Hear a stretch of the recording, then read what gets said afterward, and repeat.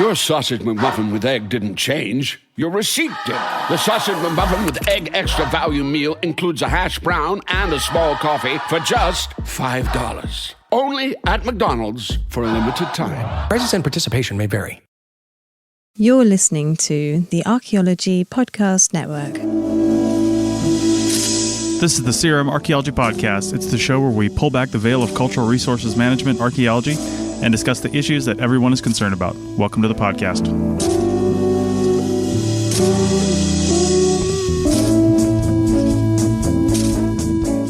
Welcome to CRM Archaeology Podcast, episode number 319. And today I'm joined by Bill in Northern California.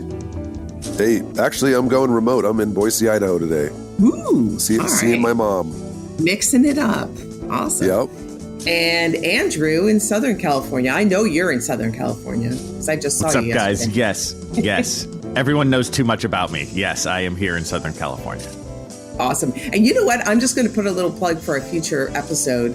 Andrew and I have gotten together and we are doing, well, it's Andrew's field class, I should say but he's allowing me to tag along, but we're doing a combined effort where the company I work for, we're taking our projects and we're going to be working on Saturdays for his field class. And every week, we're going to be working on a different project. And so the students are getting an opportunity to actually get practical experience from a CRM perspective. So that's really exciting. And I think once we're a little bit further into the semester, we'll do an episode on how that's working. Because hopefully, CRM companies start doing a little bit more of this, especially in California. Yeah, I'm really excited to do that as well. I think, Heather, it's so funny. This morning, right before the podcast started, I was thinking, should we just talk about that today? Right. It's so new. We'll have so much more information and mileage, to go, but it's great. I'm purely happy about it, because it shows the students firsthand, hey, this is what CRM is, you know what I mean? Right. On that sort of professional side. So yeah. And I can tell the students really dug it too. So more later on that. Yeah. And for me, I think professionals, we should be giving back anyway, because we didn't get to where we are without others doing the same for us. But it's also beneficial from my perspective to be able to get back to the basics and to understand the perspective of a new student and somebody who's new in the business. It gives you more empathy and compassion for their role or for their position, their uncertainty in this business. So I think it's good. I think all around it's a win-win for everybody involved. Yeah. So I'm excited. Yeah. Thanks for letting me be a part of that. Oh, no. And, in danger of being too sugar-coated and saccharine, I do also have to say it was fun. It was fun. It was fun. It was fun. I mean, I know you said I was making them soft, but, we got to hook them in the first day. Yeah.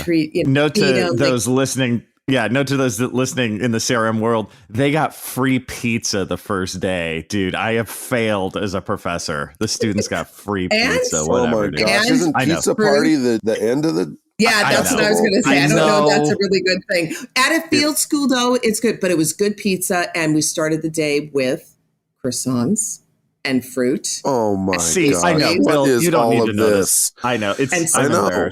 I don't want any of my students to hear this. Don't. Yeah, I know. Please make sure they don't hear this. And an office that's air conditioned. Yeah. Oh, my gosh. Even that. In seriousness, behind the scenes, before we even did it, the day before, I was like, are you sure we have to do this? Because I wanted it to be more hardcore for them. Yeah, just so you know, you start with burpees at mine, and there's no AC. Good. Right away. That's real. You might get a slice of pizza at the end. Yeah, maybe. If there's enough, which there's not. Exactly. After you've eaten your share. Yeah. If there's any left, you can have some of the crusts. You'll eat it in front of them. Yeah, exactly. That's how it goes. As they dig a shovel probe. So let's get to what we want to talk about today. And I think it's really helpful to understand what is included, what should be included with respect to supplies, what's the role of the employer, what are they required to provide? What are nice things to provide that aren't necessarily required? And I think there's different laws that require this. OSHA's one. There's state law that has requirements. So depending on what state you're in, the employer may be required or may not be required to provide certain supplies. So these things I think are really important to understand from the perspective of people that are coming into the business, that are working as needed or full-time, either one. But I think as needed, especially because it's a little more difficult sometimes, I think, to get expenses paid for. So the first two segments, we're going to talk about that from just employment perspective. And then on the third one, the third segment, we are going to focus on field schools and the increasingly difficult task of those professors that are putting on field schools to get things reimbursed, expenses taken care of ahead of time, all that. Because I think it's important for students to understand why field schools are so difficult. It's not just like, oh, let's go to Belize. And, there's so much behind the scenes that goes on. And it's a good understanding to have them to know why some of these field schools are starting to disappear, unfortunately. So anyway, so let's start off with talking about, there was a recent post on Archaeofield Techs that was asking about a vehicle. And it's funny because this just came up at my work. What is a company required to provide vehicle-wise? So in this post, they were asking, they were very disappointed. Sounds like they were asked to go off-roading or to go onto a field site that was more than just driving a regular road. They had to go off-road or something. That's kind of what it sounds like. And the company didn't handle it correctly. So for me, I just had this recent discussion with somebody that works for us, and they were going on a project site. The project site is fully paved, except for the laydown area, but it's within a business. It's actually within a sanitary district. And the whole area is fully paved. We have people that work there every day that drive their own personal vehicles to that location, and they park, and there's no issue. There's a laydown area that by requirement has those that gridded metal that you have to drive over to make sure that dust and the gravel and the dirt doesn't get onto the regular road, go into the storm drains. So that's a required element on a construction site, but it's only into the laydown area. And so, but unfortunately, they got a flat tire. So the flat tire, they're convinced that flat tire occurred because they went over the graded metal portion. And for me, as a supervisor, she got a flat tire. And I know those can be expensive, especially if you're new and you're not making a whole lot of money. And so, am I required? Is the company required to pay for the flat tire? No, unless you know for sure that it did occur on that property. And even then, they may not be required to pay for your flat tire. Are we going to? Yes, we offer that. We're offering to reimburse her for that flat tire. I actually, this is something that's important, I think, for people to understand. There's a myriad of reasons why you get a flat tire.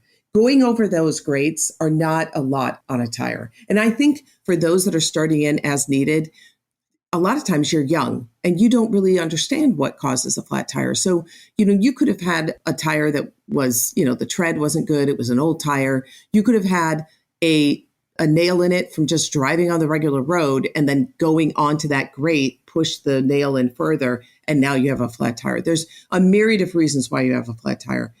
But to be fair, you do need to provide evidence that you got a flat tire specifically because you were on that project site, and not that it was a combination of issues that created that flat tire.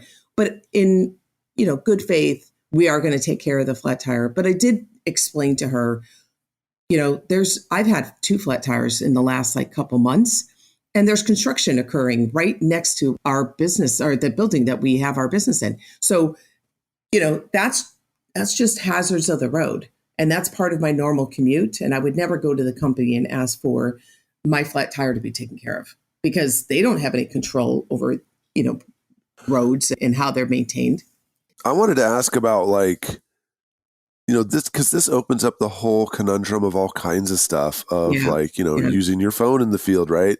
Yes. If We're you going to use talk your phone about in that. the field Yeah. and it gets totally soaked and destroyed, like did the employer cause that phone to get destroyed, or your own personal equipment, right? Like if you had hiking boots and the tread comes off because you're walking across desert pavement and it's hot and the glue separates, like is it the job's fault that your boots fell apart? I mean, so a lot of this stuff turns into just normal wear and tear, or, I'm quite sure that if I was driving to work, then I got a flat tire, like it's on me.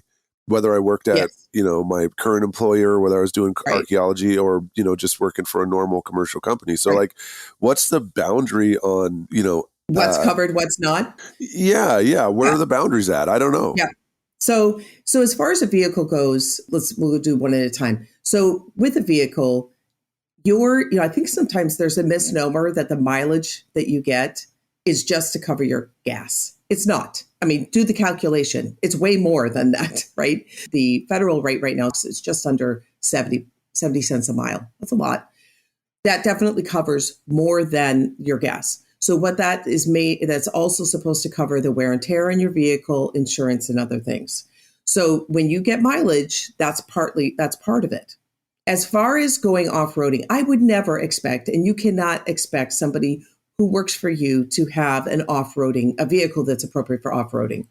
So if I am asking, let's say, I've assigned somebody to a monitoring project, and the monitoring project is occurring, within, they can drive on regular roads. They don't have to go off-road. I expect that they are going to be using their personal vehicle. That's part of the job, and you will be paid mileage.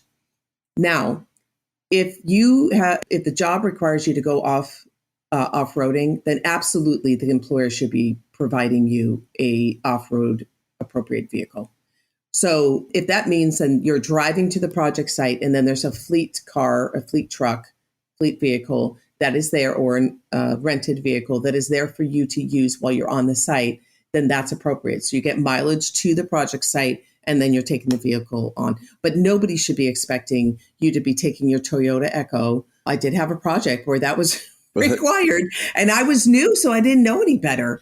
And I literally lost my bumper multiple times. Wow. Thankfully, we had somebody, one of the Native American monitors was also a body shop guy. So he was like, oh, Heather's bumper fell off again. So he'd come in and put it back on for me.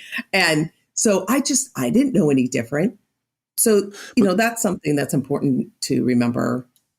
This leads into another question that I never really thought about, because there's a lot of folks who have a vehicle that's issued by their employer and they just take it home and stuff.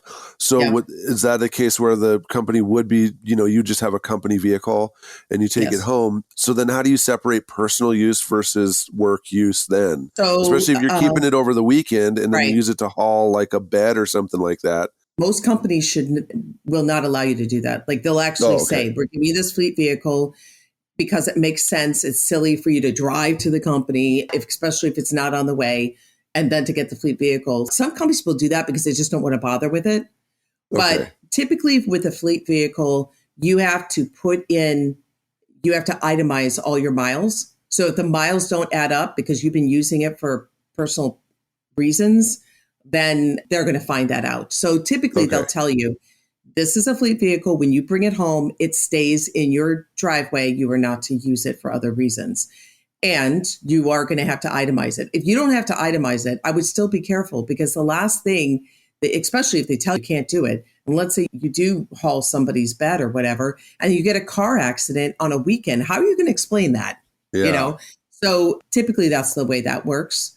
And then, also if you get a fleet vehicle, a company should have a fuel card with it. So you're not having to expense out the gas. Not all companies do that, but our company and most companies I know that have fleet vehicles will have a gas card that's inside the car so that you can pay for gas. And that gas card has, you have your own private code. So, they're able to track it that way. And it also usually comes along with roadside assistance. So those are all, that way you have no expenses out, which is great. And then let's talk. So I think you guys have any other questions about the vehicle? before we move on? No, I mean, the vehicle seems pretty straightforward. It's like, just like you're in a lot of ways. I've never had a fleet vehicle issue to me, but it sounds to me like the rules of using a laptop, right? You get a laptop, you take it home, right? But you're not supposed to be like downloading, secrets or, running hidden, software stuff on your or playing solitaire computer, right? Well, yeah. Or, my wife and I always joke around, if they ask a question, I'll be like, yeah, honey, go ahead and look it up on your work computer. Yeah, you're not supposed to do that on your work computer. Yeah. Right. I just noticed that like in all this, that like the rules make a lot of sense. I never worked on a CRM project where they followed any of these rules even close. It was basically like, if you had a truck, you're screwed, because it was like, oh, now you're hauling this stuff, because it was just like, oh, hey, no, just bring that up to the, and it's, it would be nice in a perfect world, but it never worked that way. But every company I always worked for was like adamant about finding some kind of a way for you not to drive your personal vehicle. So it was that's like, cool. You're going to go get a rental, or you're coming all the way in, or, we only have 2 fleet trucks today, so everybody's going to ride in these 2 today. Right. Or like, they were just all about like, they didn't want you to drive your own vehicle. Right. That's cool. So, and also, before we finish, because we're going to finish this segment and then we'll go to the next subjects in segment 2, but just always make sure that you've made these arrangements ahead of time. So don't rent. Let's say you decide, okay, I think I better have a truck. I'm going to rent a vehicle for myself, and then I'll expense it. Make sure that you had that agreement with your employer that they are going to pay for that rental car. So don't just assume. I know that seems obvious, but just want to put that out there. All right. With that said, we're going to move on to segment 2. We'll be right back. Your sausage McMuffin with egg didn't change. Your receipt did. The sausage McMuffin with egg extra value meal includes a hash brown and a small coffee for just $5. Only at McDonald's for a limited time. Prices and participation may vary. Welcome back to CRM Archaeology Podcast, episode 319. Today we're talking about expenses, and this segment, then the last segment, we are focusing on expenses from an employer-employee perspective. And then the third segment, we're going to talk about that with respect to field schools. So we talked about the vehicle in the last one. So now let's try to, and mileage. One more thing on mileage. I have a couple of notes that I made. Some states require, not all states require mileage, just so you know. Now, that should be in good faith. A company should be paying for your mileage, but not all states require it, and federal laws don't always require it either. So just make sure that you, especially for those that are as needed, that you have it in writing. You know that you're going to be that you're going to be reimbursed for the mileage. The other thing to remember is mileage is not reimbursable for your normal commute. So let's say you have a lab effort, your employer, you're as needed, or you're full time, and you typically are only in the field and you get paid for your mileage in the field. But then now you're going to come into and you're getting travel time for your driving, right? And that's something to talk about too. But then you're asked to come in and do some lab work. Your normal commute to the company lab is not covered in your mileage. So just remember that. And the reason why people are like, well, they should pay it anyway. Well, companies are looking at it from a business perspective. There's certain things, certain expenses that they can write off, and there's some things that they cannot. And I know that people, we talk about this a lot, but the profit margin on CRM is low. It is low. So the more expenses that a company pays that are not covered or not reimbursable on their end, the less profit that they're making. And profit's important. I mean, businesses are in business to make money. And without them making money, you do not have a job. So now, are they making, it's their business how much profit they make. But again, the profit margin in CRM is low. So just please remember that. So your normal commute, and to that end, you actually, there's some talk about whether or not your normal commute should be taken off your field commute mileage.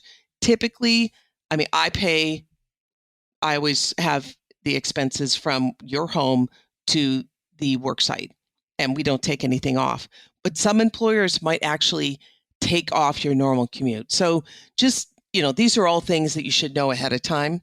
Oh, and the final thing, please submit your mileage. This is great. Yeah. Lawyer, Nice. do not wait 4 months or even a month. Well, maybe a month, but try not to do it as soon as you're done for the week.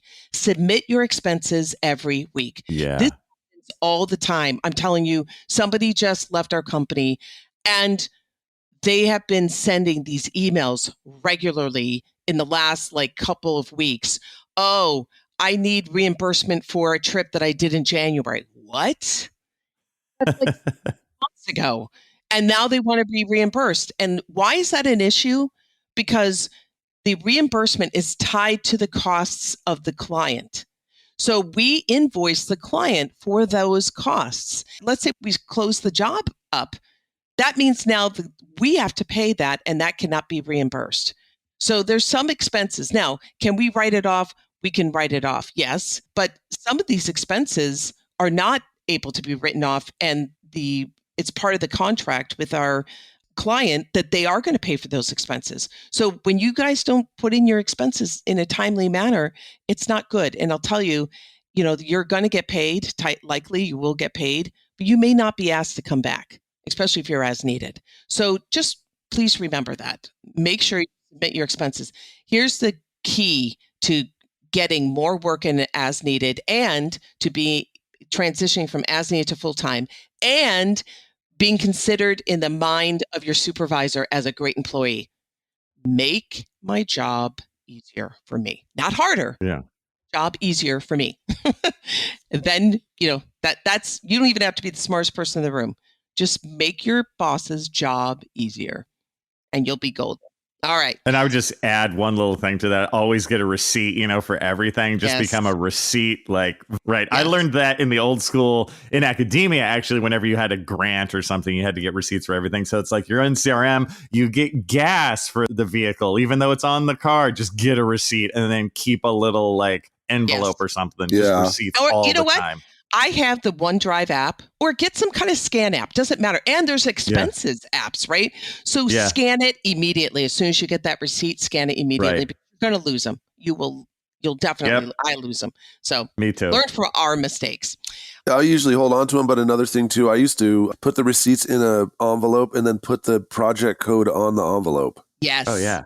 Yep. I mean, so I even fill out the expense sheet and then print a paper one and then put it all in the envelope, because then later on, if someone asks anything, then you just pull the envelope out I don't remember that transaction. I don't know why that's on there. Yep. Well, here's the other thing. Also, even if you do scan it, like I'm saying, always keep your receipts in an envelope. Yeah. And it'll save you. People are like, oh, it takes me hours to do my expenses. It does.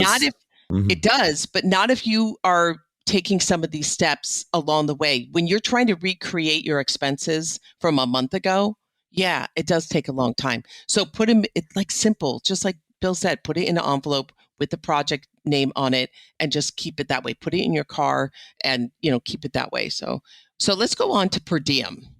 Boy, we had a discussion offline about per diem. This comes up all the time on this podcast because, So per diem, let's just talk about the different types of per diem.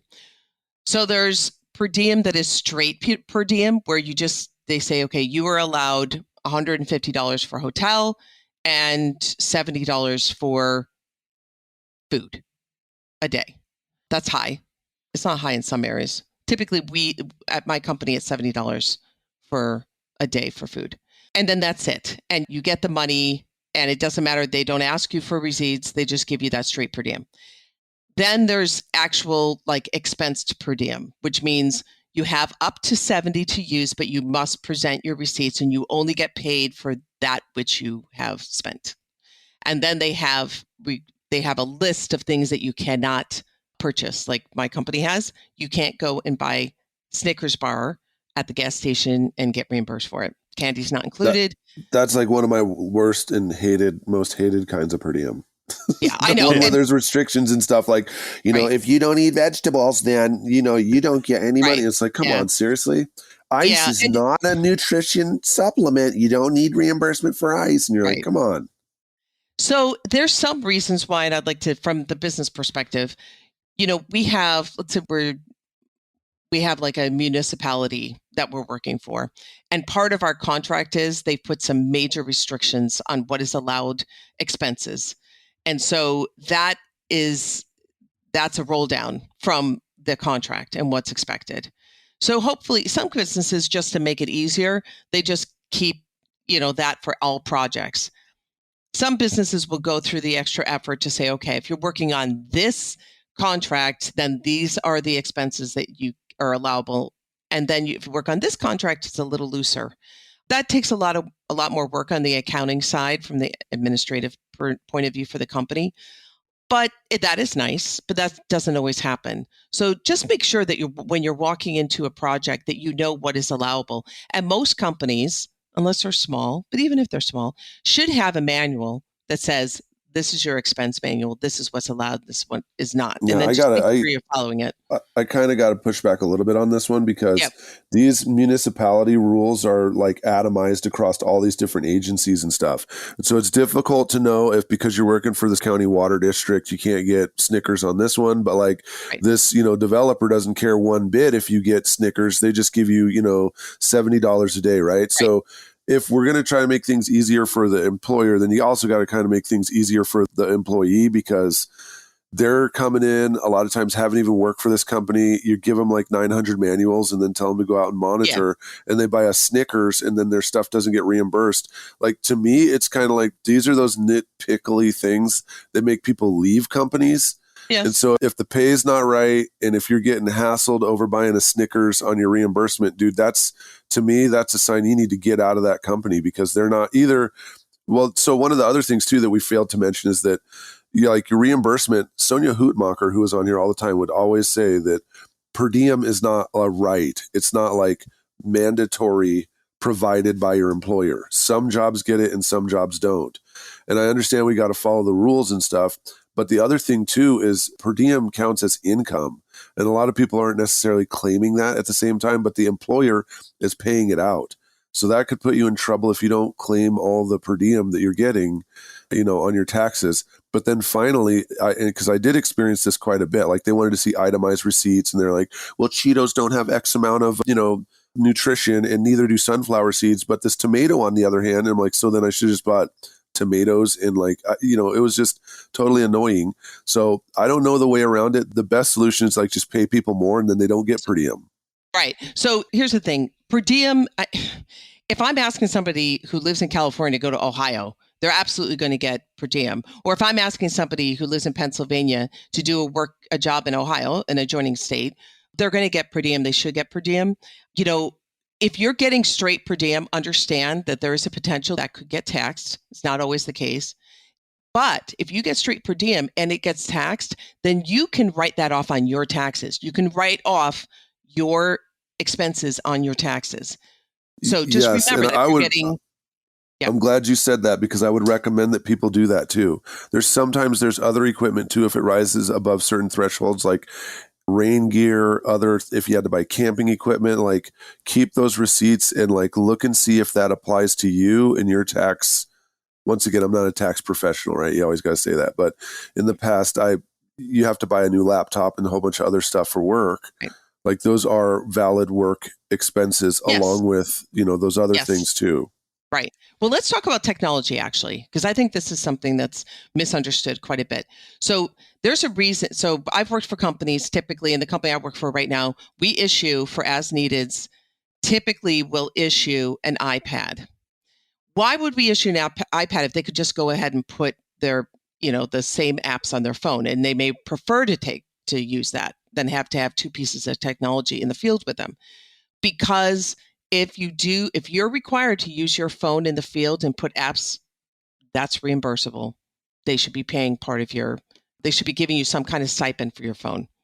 So that is something that you need to think about. So companies, it's just easier for them to purchase the iPads because they purchase a bunch of them at one time, purchase the iPads, they put the apps on there that they want you to use. And then you're using that iPad rather than them having to deal with paying all these different reimbursements for phones. It's just easier. So remember, if you're issued an iPad, but you decide that you want to put the app on your phone, that's on you because you've been given technology that keeps you from having to use your phone. The other thing is once that work device is given to you, they have control over that device. Yes. And also you should be mindful of everything you're doing with it, including having it powered on, including bringing it with you to home, right? Like the device is tracking the stuff that you're doing. And this is like, it seems common sense that you wouldn't mix your home life and stuff with your work device, but it's probably in your best interest to keep two separate devices and only use the work one for work and then use your phone and your other laptop and other stuff for your own things. But, sometimes people don't necessarily think about it. And the other thing too is like when you turn it off because you're off. So like they're sending you messages and all this other stuff at night and being like, how come you didn't turn on your iPad? Because I'm off work. And so that's another way that you can separate yourself from your work by the devices they issued you. They're just powered off. Andrew, professor, right? Don't let it follow you home. That's something I had to learn over time too. You turn it off. Wait, what's going on? Yeah. I was busy watching some movies on my computer. Is that cool? Was it your I'm not work saying computer? They were rated PG-13, but wait, what? Yeah, totally. No, man. Dude, I never use any of I basically never use my issued computer from school for anything. Yeah. Like I just leave it in because there's a whole other problem with that, but updating it and what they allow and don't allow, and it just becomes pointless. Yeah. And so as far as your phone, people think, okay, if you call me, if my employer calls me on my personal phone, then that's something that I should be compensated for. So it is under, let's say, just California labor law basically says required to use your personal phone for work-related tasks. What does that mean? It means specifically your personal phone to perform job duties like installing work apps, making business calls, which would be making calls, not business. I would not consider your employer calling you if you don't have a work phone, calling you and say, hey, the job is going to start on Monday, being necessarily a business call, but it certainly would be if you are required to communicate with, let's say, the contractor, and you're going back and forth. So, but these are all things that you should be talking to your employer about, and whether or not, what they can expense or what you can expense and what you can expect to be paid for your phone use. So that's something you need to talk to your employer ahead of time. Also, just remember, like what Bill said before, if you're getting paid a really good wage, maybe better than any of the other companies, be careful what you get picky about. There's things that are required, and then there's things that would be nice and good faith for the employer to provide you. But if you're getting paid where everybody else is getting paid in the area $24 an hour, and you're getting paid $30 an hour, just kind of balance that out. Understand that you're getting paid a lot more an hour. Do you really want to go start getting picky, not about the stuff that's required, but do you want to get picky about, I want you to pay for my candy bars, right? I want one candy bar a day. And I want you, think about it. You're getting $6 more an hour. Or why do you want to fight that fight? You're making my job a lot harder. I mean, it's making the job harder and everything, but never stop pushing for more money, man. No, like I understand. The only thing you're getting from them is money. But Bill, that's fine. And I know that how you see that, but how others are going to perceive that, the listeners are going to perceive that. You don't just keep pushing for more money when you're not providing, when I can't monetize your skills. And I know that sounds really, sterile, but it's true. I'm not going to go and pay somebody. Okay, let's just go push for the most amount of money I can get. Oh, I want $60 an hour. What are you giving the employer for $60 an hour? How can I go and transfer and convince my client that now I'm, there's a multiplier, which is the typical, 3 is like the basic multiplier. So now I'm charging the client $180 an hour for somebody who's hasn't worked in archaeology, like just started, right? That you have to understand, you have to read the room and understand what your skill set is and gauge your expectations accordingly. I guess that's the critical thing, right? If you want to get 160, you got to figure out how you can justify 160, right? At $160 an hour, you're not worried about your Snickerses. But I would suggest, people, if they're not making the money that they need, then they got to figure out how do they have the skills to get to the point where they are covering the Snickers and giving you a car and giving you all the other stuff if you want all that stuff. It's not just about money, which I know that's what you're saying, right? You do have to focus on that, and you do have to advocate for yourself. But it isn't just about what is the money that I can get. You also are selling your skill set. We are selling your brain. You're selling your labor. That has to mean something. It has to be valuable. And that, as an employee, that's your job, to make sure that your skill set matches what it is that you expect to get paid, and then understand where the market is and what others are getting paid too. Yes, we constantly push for more money, but we also have to be realistic. With that said, we're going to meet you on the other side. Segment 3. Welcome back to CRM Archaeology Podcast, episode 319. We're talking about expenses today. This segment, we're going to focus mainly on field school expenses on the university side, but let's finish off our discussion because we didn't get to supplies. What's covered, what's not?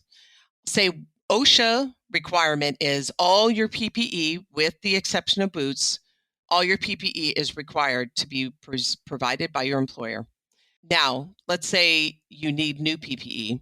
So new PPE is required to be provided by your employer unless you lose it or damage it on purpose. Not that you're like maliciously damaging it, but maybe you paint your hard hat that then now your hard hat's not working and it's not like usable. So those kinds of things. Now, as an employer, if somebody loses their PPE, I always give it to them. I don't charge you. I've never charged anybody for replacement PPE. It happens.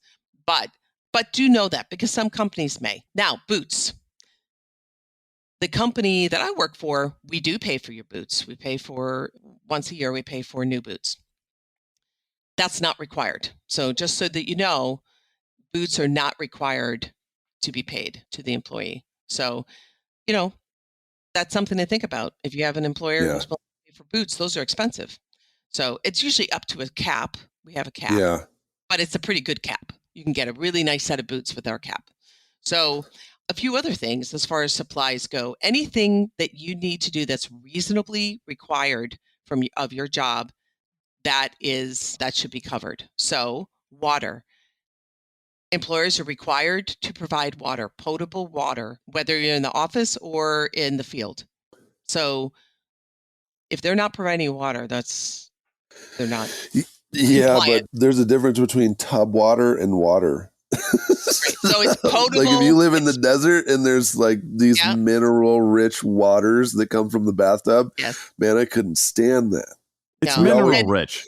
Yeah, so we always were. Listen, yeah, I mean, my bones are much stronger, but my tongue was like, deadened from the metally taste. Yeah. So I provide water, and it's bottled water. And I know that's not great, but at least you know where it's coming from.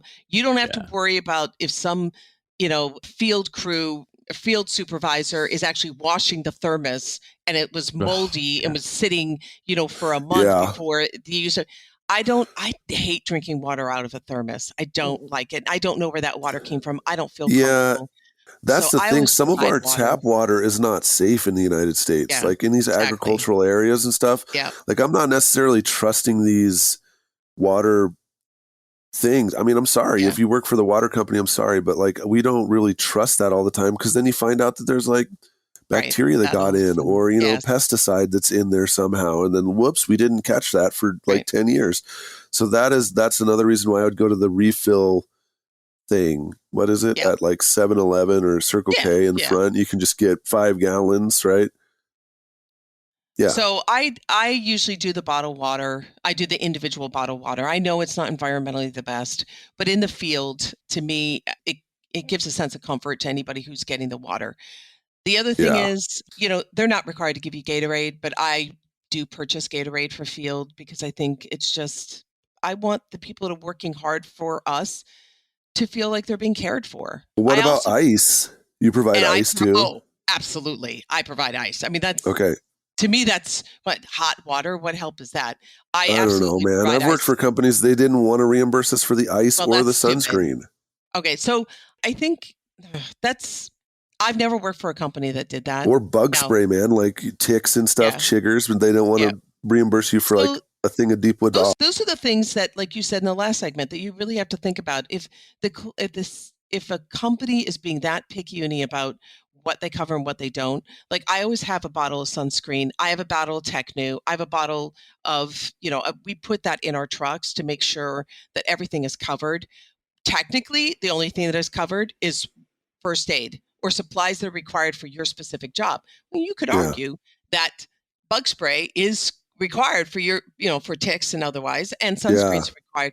I don't even think about it. I don't think, this job requires sunscreen, this job doesn't. I just always have it on hand. It's good for you to always make sure you have your own, because you may not like the sunscreen they use. You may not like the DEET that's in the, spray that they use. So just know you may not be able to control what supplies they give, but I always had that on hand. But it's not required. First aid's required, but those others are not. So I think communication and being is the most important thing when it comes to supplies. Know ahead of time. If you want to purchase, let's say, those little popsicles because it's a hot day, ask them. If you're the crew supervisor, ask your manager and say, hey, listen, I want it. It's really hot. I'm going to go and buy some popsicles. Can I reimburse this? Yes. Great.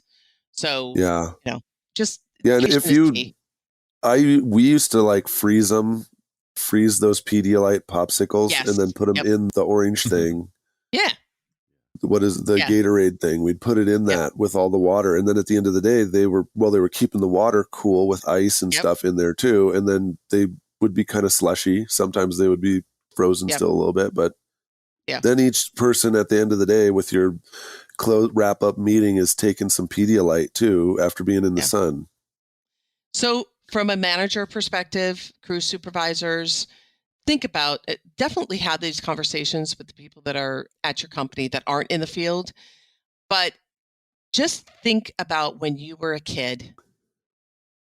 How did your mom, hopefully your mom, maybe not everybody's mom did this, but how would you want to have been mothered? The robot who raised me.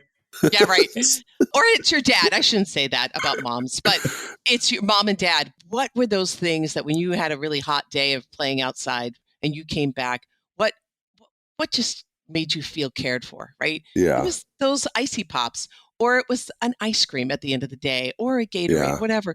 Those things you should be thinking about because your crews need to feel like they're being cared for. I know, Andrew, you're going to say that you're just being too soft, but I was going to say, I'm transferring to Heather. I want to work for Heather because I know, no kidding. Oh, dude, they're going to be so spoiled. I love stuffed animals and Nintendo. Those were two, and I also really like ice cream a lot. Brownies and Snickers. Yes. Well, I have done the brownie thing and homemade cookies, but this is just an overall thought. Crew supervisors, managers, please think about that. You want people to feel like they're cared for, not coddled, but cared for. So I have always been on the wrong cruise. Me too. What's happened? Boy, oh boy. Well, it made you stronger. I guess. Just like the metal in the tap water made you stronger. Or you're both stronger. The metal made me like X-Man Colossus, basically. I'm part metal from all that, Arizona metallic water that I drank. True. Oh, one more thing. As far as archaeology goes, tools. What tools should be provided? Screens should be provided. If an employer tells you have to have your own screen, that's baloney. Dude. Yeah, I don't know about any of that stuff. I have heard of it. Andrew and I have been at the lowest levels, and we never even heard that. Totally. Well, bring your own shovel. Yeah. So I'm telling you, it usually happens more often when somebody's asked to go out and it's just them, right? Go do some SCPs, bring your own screen and shovel. But so those things now, also trowels.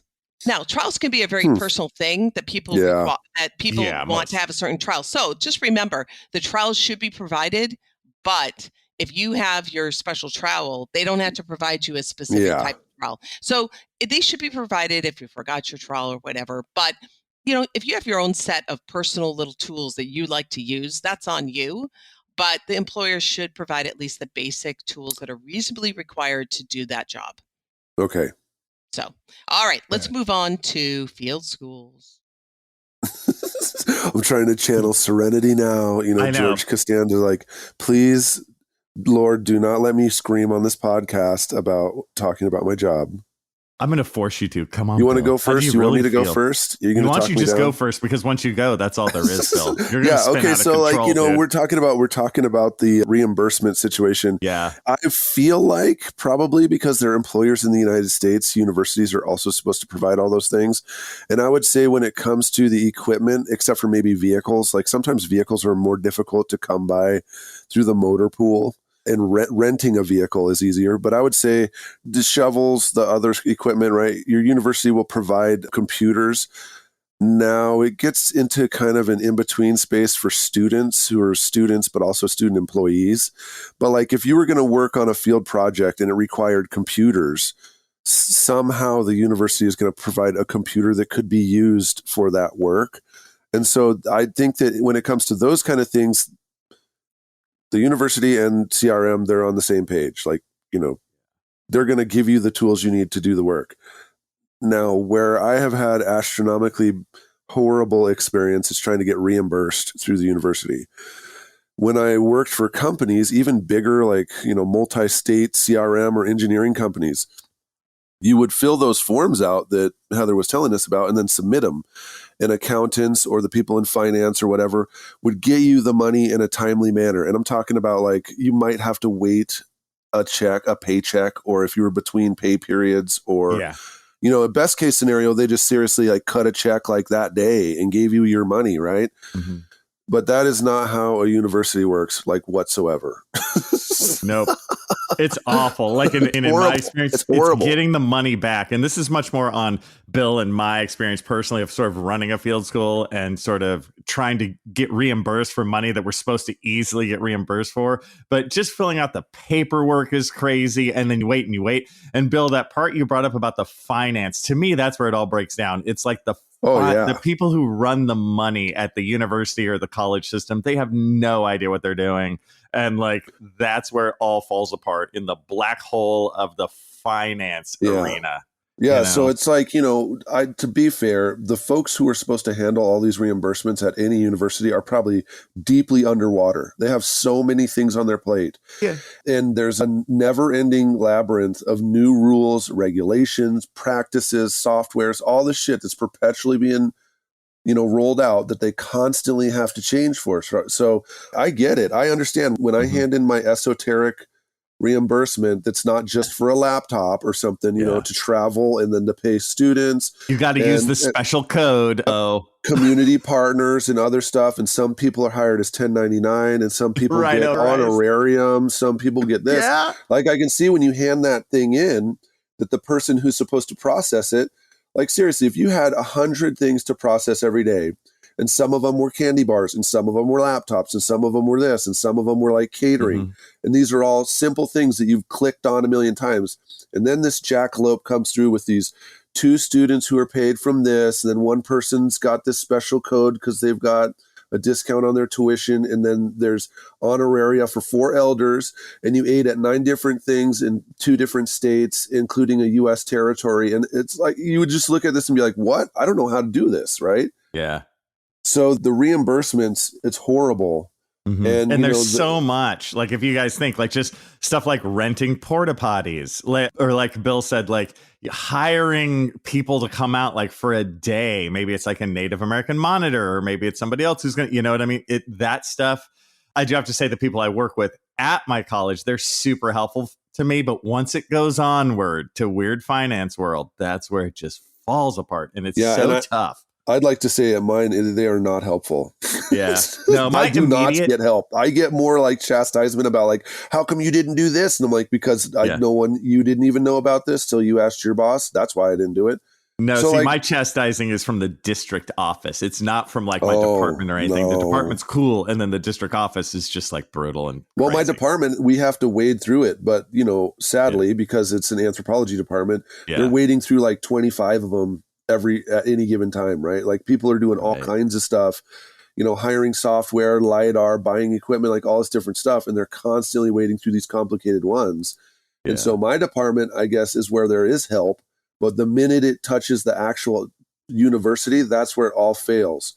Well, I would tell folks, people out there want to know why there's not more field schools. I would tell you this, to me, I've talked to retired professors and they have seriously said in the last 10 years of their career, they stopped taking students to the field because they couldn't get reimbursed, man. Because who wants to sit there with $16,000 on your credit card festering for 12, 15 months just because you can't get reimbursed because they saw that, I guess, Snickerses are no longer allowed to be reimbursed and they saw it on there, or this smoothie looked like an alcohol drink and it's against the state law to buy alcohol. Therefore, this entire $700 meal, they're scrutinizing it and they want to know every single person was there and their affiliation. What did you talk about at dinner and what's good? Right. All this ridiculous stuff, man. If you're an older professor, why would you ever go through that? Right. If you've been a full professor, you would never do this. There's no trust. That's the huge part. There's just no trust. They scrutinize everything. One of my favorites is I went to a conference to present where I was asking for some money, like $500, and I drove instead of flew because it would be cheaper for the institution. And they bitched at me that I didn't fly. And I'm like, you guys, I'm asking for gas. And they're like, but you didn't use the code. The code is only for flying. It never ends. You can hear both Bill and I getting pissed because I agree with those older professors. I love doing this. I'll do it until I don't do it anymore. But when I retire, I'll be like, phew, I don't have to do that stuff anymore. Not me. Honestly, I'm done doing field schools through my university because it's too hard. I get it. And I don't want to float tens of thousands of dollars on credit cards and keep getting these zero interest credit cards to wait for weeks and weeks to give one student $500 because they don't know how to just cough up money for a student's stipend. Yeah. It's horrible. The place where I work float money that is big. Entirely disgusting. The reimbursement is disgusting. I've had to take out multiple zero interest credit cards and keep doing balance transfers for months, man, just to get my reimbursement, and then it not even be the full amount because somehow there was something on there that I couldn't. It was a non-qualifying expense, magically a meal. Because I rented this venue and didn't have the proper receipt from this person in another country, then I can't get that 500. And so it's bad. And, I spent years setting up so I could pay stipends to the students who work on the project and provide pathways for them to get money. And this last time, man, my department ended up having to foot someone's bill because the university itself, through a grant with the specific dollar amount set aside a year ago, refused to pay a student their stipend.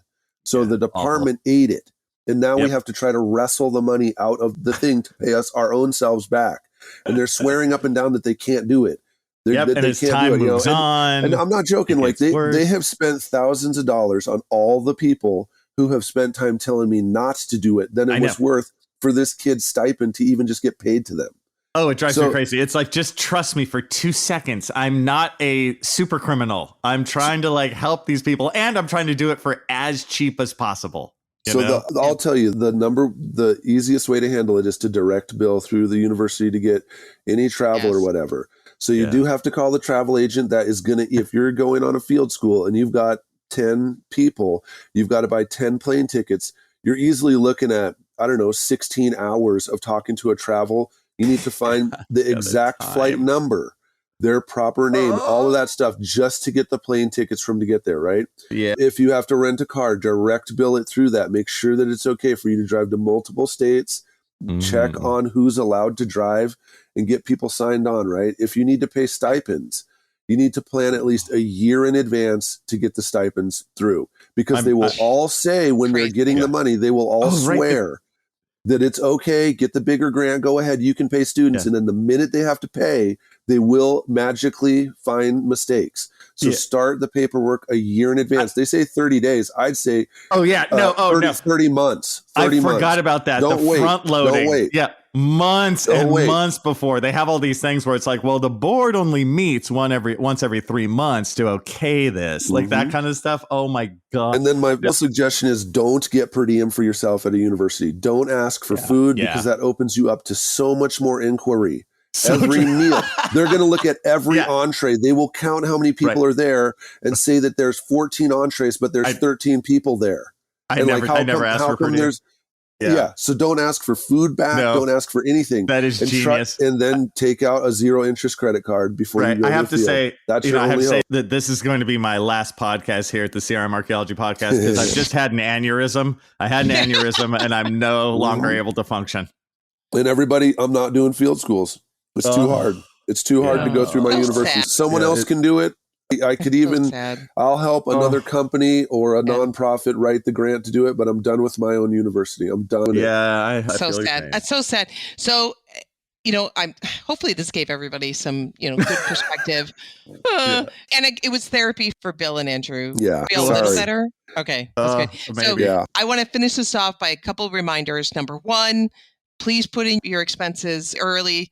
Please do that from a managerial perspective, and it's better for you in the long run. Number two, keep a track. Go get an app. Keep track of all your expenses for your sake and for the company's sake. If you do that, then even though it's not reimbursable by your company, there still may be things that are reimbursable on your taxes, and you'd be surprised at how much you can write off.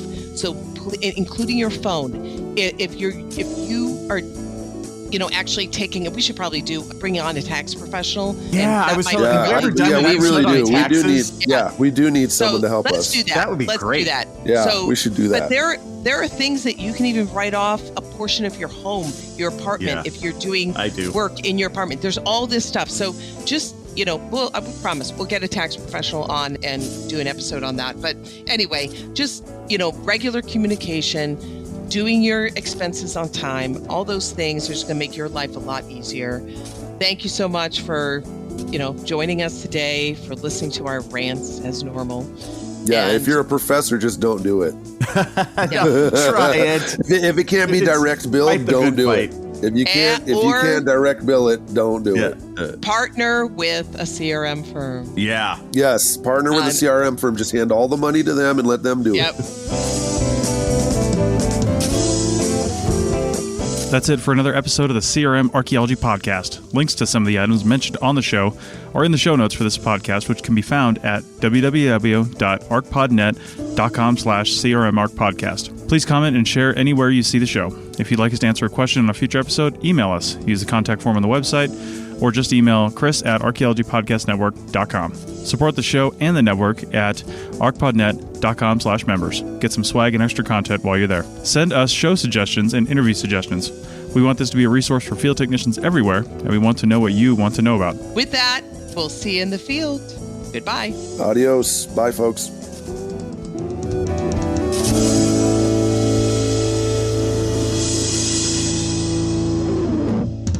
The Archaeology Podcast Network is 10 years old this year. Our executive producer is Ashley Airy, our social media coordinator is Matilda Siebrecht, and our chief editor is Rachel Roden. The Archaeology Podcast Network was co-founded by Chris Webster and Tristan Boyle in 2014 and is part of Cultural Media and DigTech LLC. This has been a presentation of the Archaeology Podcast Network. Visit us on the web for show notes and other podcasts at www.archpodnet.com. Contact us at chris@archaeologypodcastnetwork.com.